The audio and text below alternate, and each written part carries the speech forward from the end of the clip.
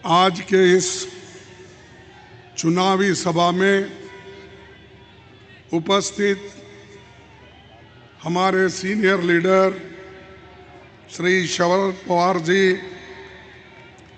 अरविंद केजरीवाल जी, उद्धव ठाकरे जी और इस मंच पे बैठे हुए सभी नेतागण और यहाँ पर जो पधारे हुए मेरे भाइयों बहनों, पूरे नौजवान साथियों और मीडिया के मेरे दोस्तों, अब तक तो भाषण सभी का आपने सुना। शरद पवार जी बात किए, उद्धव ठाकरे जी बात किए, अरविंद केजरीवाल जी ने बात किया। सभी ने बात करने के बाद मैं समझता हूँ मेरे लिए कुछ नहीं बचा आपको कहने के लिए। ऐसा तो कहने के लिए बहुत कुछ है, लेकिन अब ये ऐसा हुआ, उद्धव ठाकरे जी साहब ये बफे सिस्टम बना दिए। और बफे सिस्टम में क्या होता है, जो पहले बोलते हैं, पहले जो खाते हैं, उनको अच्छा भोजन मिलता है। जो बाद में बोलते हैं उनको ढूंढना पड़ता कहाँ क्या है। तो ये जो है, आज मैं हमारे उद्धव ठाकरे साहब का और शरद पवार शुक्रिया अदा करता हूँ कि उन्होंने और हमारे नाना पटोले जी, ये सब पार्टी के लोग मिलके और गठबंधन के ओर से ये बहुत बड़ी सभा यहाँ हो रही। महाराष्ट्र में इतनी बड़ी सभा यहाँ पर पहली बार हो रही है और ये शक्ति प्रदर्शन है, ऐसा मैं कहूँगा। आप सभी का जोश और उत्साह देखकर मैं समझ गया हूँ कि आप लोगों ने नॉर्थ सेंट्रल मुंबई सीट से हमारे कांग्रेस पार्टी की उम्मीदवार वर्षा गायकवाड़ को भारी मतों से आप विजयी बनाएंगे।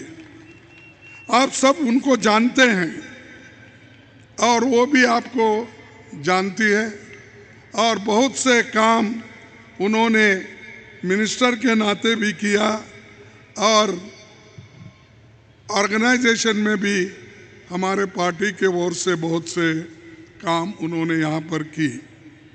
तो मेरा कहना यही है, जो लोग काम करते हैं उनको आप लोग सपोर्ट करना चाहिए।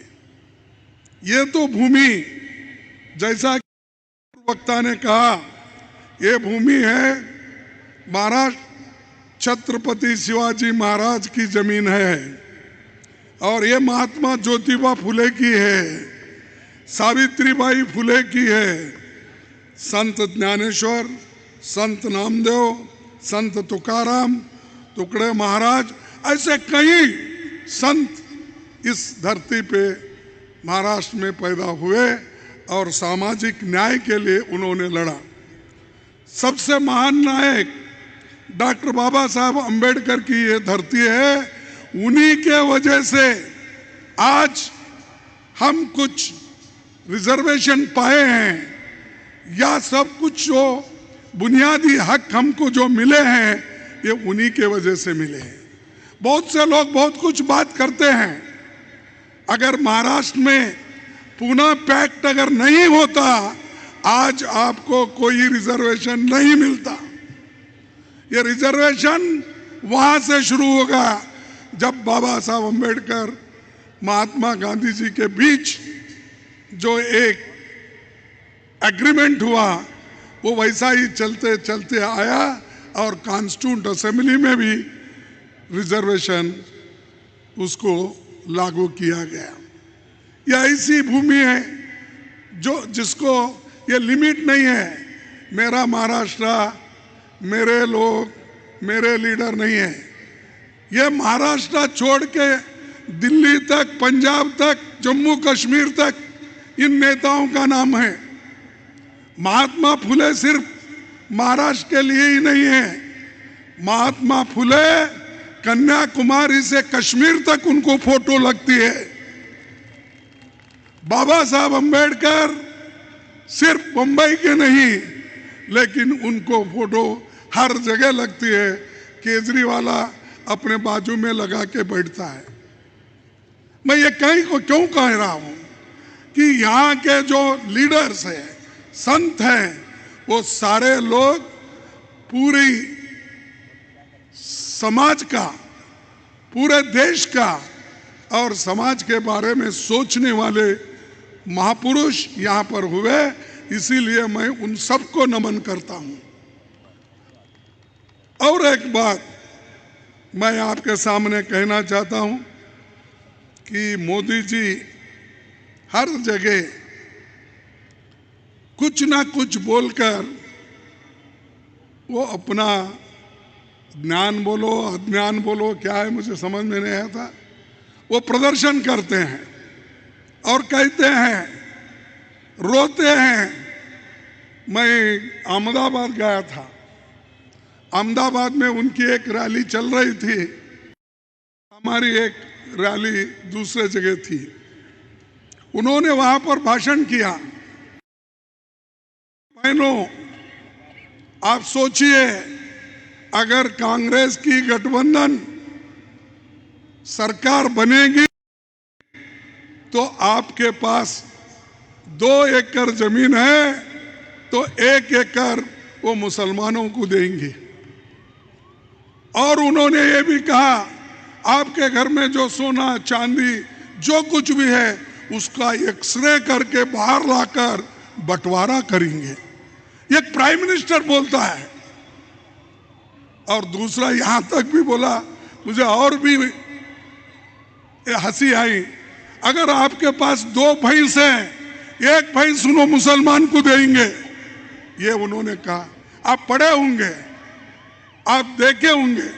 ऐसे मैं समझा प्राइम मिनिस्टर हमेशा एक स्टेट्समैन के तरफ रह के बात करते हैं और उस ढंग से ही बात करते हैं।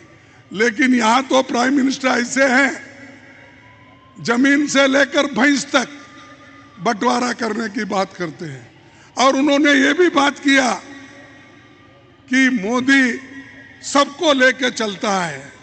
जिस दिन मैं मुसलमानों के खिलाफ बोलूंगा उसी दिन मैं राजकीय से निवृत्त हो जाऊंगा बोले। लेकिन बोल रहे रोज उन्होंने ही बोल रहे और झगड़ा उन्होंने ही लगा रहे। आपस में हमारे जो झगड़े करा रहे वो उन्होंने ही करा रहे। और उनका खास मकसद ये है, शेड्यूल कास्ट, शेड्यूल ट्राइब्स, आदिवासी, गरीब, पिछड़े, इन लोगों को आर्थिक दृष्टि से मजबूत नहीं करना चाहते। इनको पिछड़े का पिछड़े रखना चाहते हैं। इनको रिजर्वेशन नहीं देना चाहते। देखिए 30 लाख वैकेंसीज सरकार में खाली है, सेंट्रल गवर्नमेंट में। क्यों नहीं भर्ती कर रहे? वो सैंक्शन पोस्ट है और उसमें वो भर्ती करना नहीं चाहते। 30 लाख में कम से कम 15 लाख SC ST को मिलता है और बाकी के 50% अलग लोगों को मिलता है। ये सब इतना रहने के बावजूद भी वो एम्प्लॉयमेंट के तरफ ध्यान नहीं दे रहे, रोजगार के ऊपर ध्यान नहीं दे रहे, महंगाई के ऊपर ध्यान नहीं दे रहे। वो हमेशा सिर्फ बात अगर करते हैं, छोटे मोटे बात करके कहते हैं कि मैंने बहुत कुछ किया, तुमने क्या किया। खासकर हमारे को बोलते रहते हैं 70 साल में कांग्रेस ने क्या किया। अब बात में अब इधर 55 साल बोल रहे। हम कुछ नहीं करे होते, इस देश में संविधान अगर बचाए नहीं रख सकते, लोकतंत्र को अगर बचाया नहीं रख सकते, तो मोदी जी आप इस देश के प्राइम मिनिस्टर कभी भी नहीं बन सकते थे।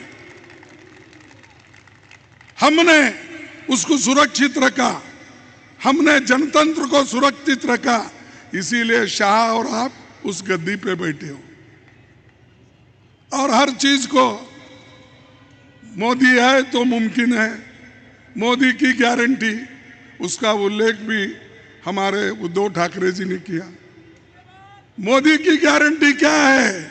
मोदी की गारंटी ये है झूठ बोलना। 15-15 लाख रुपए देने का वायदा किया, काला धन लाकर दिया उसने, दिया, मिला उसको? नहीं मिला आपको। तो प्राइम मिनिस्टर झूठ बोल रहे हैं या सच बोल रहे हैं? उन्होंने कहा 2 करोड़ नौकरियां हर साल दूंगा, दिया उन्होंने?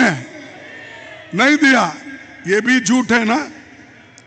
फिर उन्होंने ये भी कहा हमारे किसानों की आमदनी मैं दुप्पट करूंगा। दुप्पट हो गई किसानों की आमदनी? नहीं हुआ। तो इतना झूठ बोलने वाला प्राइम मिनिस्टर अगर किसी देश में है तो भारत में है, वो हिंदुस्तान में है, वो है मोदी जी। इसीलिए मैं उनको कहता हूं, झूठ बोलते ही रहते हैं सुबह शाम तक। उसीलिए मैं उनको ये कहता हूं, आप झूठों के सरदार हैं, आप झूठों के सरदार हो, सबको झूठ बोलते हो और देश को फंसा रहे हो। और आपके जमाने में जब 2014 शरद पवार जी और हम एक ही कैबिनेट में थे, उस वक्त पेट्रोल का दाम 66 रुपीस था, आज 104 रुपए 2024 में। तो कौन सी गवर्नमेंट अच्छी थी आप बोलिए? 66 रुपए को पेट्रोल देने वाली गवर्नमेंट क्या 104 रुपए देने वाली? सॉरी 1004, उसके बाद में ये 104। डीजल की कीमत 52 रुपए, अब है 92 रुपए। एलपीजी 414 रुपए, अब है 903 रुपए। आटे की कीमत 10 केजी 210 रुपए, अब है 447 रुपए। और दूध की कीमत 39 रुपीस था, आज है 66 रुपीस। तुअर की दाल 80 रुपए थी, आज है 188 रुपए। यानी आप किसी का भी दाम ले लो, मोदी के जमाने में हर चीज महंगी हो गई है। और हर चीज महंगी होने के बाद गरीबों को क्या मिलने वाला है? और इनकी गारंटी कौन सी है? मैं बोला दाम बढ़ाने की गारंटी है, झूठ बोलने की गारंटी है, सत्य कभी नहीं बोले, सत्य से दूरी रहे हो। लेकिन हमने कांग्रेस पार्टी में सेंट्रल गवर्नमेंट में जब थे, हमने नरेगा स्कीम लाया, फूड सिक्योरिटी एक्ट लाया, फॉरेस्ट कंजर्वेटिव एक्ट लाया। उसी के साथ साथ जितने भी जो प्रोग्रेसिव एक्ट थे, कानून थे, उन कानूनों को हमने लागू किया। तुमने क्या किया? तुम सिर्फ ED, CBI, income tax, CVC, इनका इस्तेमाल करके सबको जेल में डालने का काम किया। ये लोग सिर्फ जैसा कि हमारे अभी केजरीवाल ने कहा कि रसिया में चुनाव हो गए और बांग्लादेश में चुनाव हो गए, पाकिस्तान में चुनाव हो गए, ऐसा चुनाव करके मोदी जी भी यहाँ पर वही अपना प्रैक्टिस करना चाहते हैं। देखिए, यहाँ पर हिंदुस्तान की जनता पाकिस्तान के जैसे डेमोक्रेसी को कभी नहीं चाहेगी, चाहे वो कुछ भी हो। लड़ेंगे हम। बांग्लादेश का जैसा इलेक्शन हम नहीं होने देंगे, रसिया जैसा इलेक्शन हम नहीं होने देंगे। यहाँ के लोग मजबूत है, थोड़ा वक्त देते हैं, थोड़ा वक्त के बाद अगर ठीक ढंग से नहीं चला, एक क्रांति यहां पर हो जाएगी। ये खास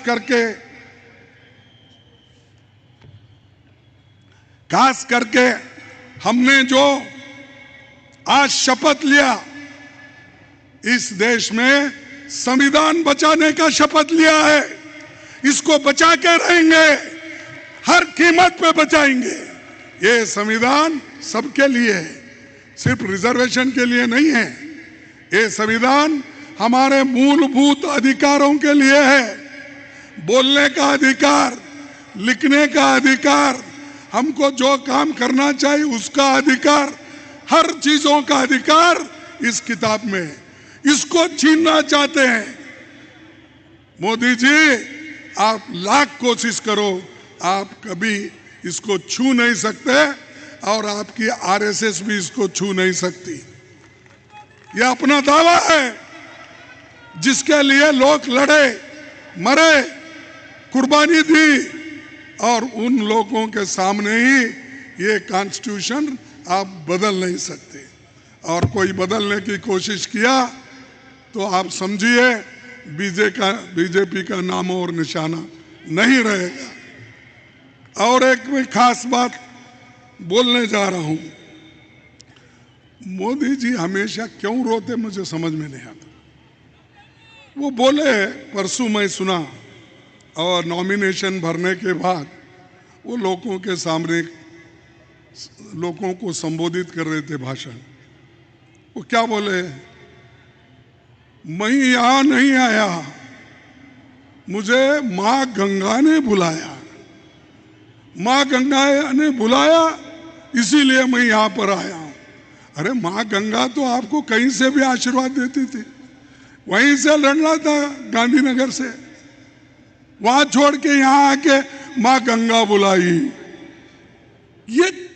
ये धार्मिक भावनाओं को बार बार उठाना, उछालना, ये जो काम मोदी कर रहे हैं, ये हमारे इलेक्शन कोड ऑफ कंडक्ट के खिलाफ है।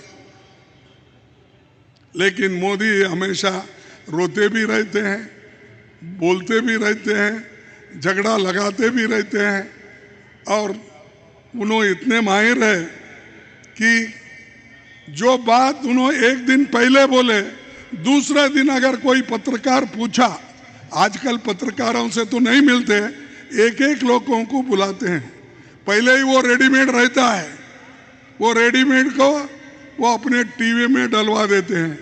अब देखे होंगे आप, every half an hour Modi ji का चेहरा दिखता है, और मोदी जी का चेहरा दिखाते ही है हर टीवी में। और बाद में ये कहते हैं कि ये अपने मोदी जी का पॉपुलैरिटी बढ़ गया। क्या पॉपुलैरिटी बढ़ गया? तुमने तो देश को सत्यानाश किया। सबको बोले सबका साथ सबका विकास, लेकिन सबका साथ तो लिए, लेकिन सबको सत्यानाश कर दिए। यह मोदी की अवतार है। और मोदी सिर्फ उनको जो चाहते हैं उन्हीं को सपोर्ट करते हैं, लोगों के लिए नहीं है। अमीरों के लिए, गरीबों के लिए उन्होंने कुछ नहीं किया। हमने यही पूछा उनसे, पार्लियामेंट में भी, बाहर भी, अरे भाई तुम्हारा काम बताओ, काम बता के वोट लो। उन्होंने कभी भी अपने काम नहीं बताए। एक बताया उन्होंने, मैं बुलेट ट्रेन लाऊंगा अहमदाबाद से लेकर मुंबई तक। आई बुलेट ट्रेन, 1 लाख रुपए जापान से कर्जा लेकर लाया, और बुलेट ट्रेन मैं 2 साल में कंप्लीट करूंगा। उन्होंने कहा। 2 साल गए, 8 साल गए, 10 साल गए, वो बुलेट ट्रेन कहाँ है दिख रही नहीं। खैर वो तो गरीबों के लिए भी नहीं है, इतनी महंगी है, सिर्फ अमीरों के लिए उन्होंने वो एक बुलेट ट्रेन का बताया था। तो ऐसे कई चीजें हैं कि मोदी जी अपने वक्त जो काम करने का वायदा किया था उन्होंने एक भी नहीं किया। मैं सुना जब मोदी जी की यहाँ पर रैली चल रही थी, उस वक्त यहाँ पर एक होर्डिंग गिरी 13 मई को, उसमें 14 लोग मरे, 40 से ज्यादा लोग घायल हो गए, दब गए नीचे। उन्होंने देखने के लिए भी वहां पर नहीं आया, वो यही मुंबई में थे। मैं पूछता हूं मोदी जी, गरीबों के लिए आपके पास यही हमदर्दी है? उनको देख भी नहीं सकते, पूछ भी नहीं सकते, जैसा मणिपुर में हो रहा है। मणिपुर में 1 साल से भी ज्यादा लोग वहां पर अपने हकूक के लिए लड़ रहे हैं। बहुत से रेप हो गए, 60,000 70,000 लोग अपना घर बार छोड़ के चले गए, लेकिन मोदी जी वहां नहीं गए। मोदी जी देश विदेश में फिरते रहे, 14 दौरे विदेश में उन्होंने किया। और इलेक्शन के भाषण तो आप पूछो मत, इतने भाषण इलेक्शन के उन्होंने इस बार किया, दिल्ली से लेकर गली तक हर जगह जाना, भाइयों और बहनों अपना ही बात करना, मैंने ये किया, मैंने वो किया। और हमारे शरद पवार साहब को भी उन्होंने इनवाइट करने की बात करी। उन्होंने ये कहा कि शरद पवार जी अब ये बुढ़ापे में क्यों कांग्रेस के तरफ जा रहे हैं। उद्धव ठाकरे जी को भी वही कहा। ये लोग, उद्धव ठाकरे हो या शरद पवार जी हो, ये किसी के सामने झुकने वाले नहीं है। वो कट जाएंगे लेकिन झुकेंगे नहीं। तुम ऐसे लोगों के बारे में कोशिश कर रहे हो, हमको डिवाइड करने की कोशिश कर रहे हो, किसको नकली असली बोलकर तुम हमको डराने की कोशिश कर रहे हैं। तो इसलिए बंधुओं, मैं ज़्यादा आपका वक्त न लेते हुए मैं यही कहूँगा, जो हमारे खास करके यहाँ के जो कोशिश कर्नाटक में हुई, हमारा वहाँ पर तोड़ फोड़ हो गया, एक बार गिराने के बाद हमारी सरकार गिरने के बाद फिर इतने जोश में वहाँ कांग्रेस आ गई, 136 सीट लेकर बहुमत में आकर आज गारंटी दे रही। 5 गारंटी हमने जो कहा था वो हम दे रहे हैं। तेलंगाना में 6 गारंटी बोले, हम दे रहे हैं। हिमाचल में बोले हम 5 गारंटी, वो दे रहे हैं। हम ऐसे ही नहीं बोले, हम सब देखकर ही बोले हैं और उसका हमने अनुष्ठान में लाने की पूरी कोशिश की है। और ये जो कहते हैं वो कुछ भी करते नहीं, बार बार बोलते रहते हैं। और एक बात यहाँ निकली कि मोदी जी किसके लिए कोशिश कर रहे, कि वो शाह के लिए करेंगे, क्योंकि 75 साल होने के बाद वो छोड़ देंगे और उसके बाद शाह आ जाएंगे। अरे शाह कहां से आते, हम मोदी को ही छोड़ रहे नई जगह। मोदी ही नहीं रहेगा तो शाह कहां से आएगा। मोदी इस बार 200 पार नहीं कर सकते और इंडिया गठबंधन 300 के पार हो जाता है।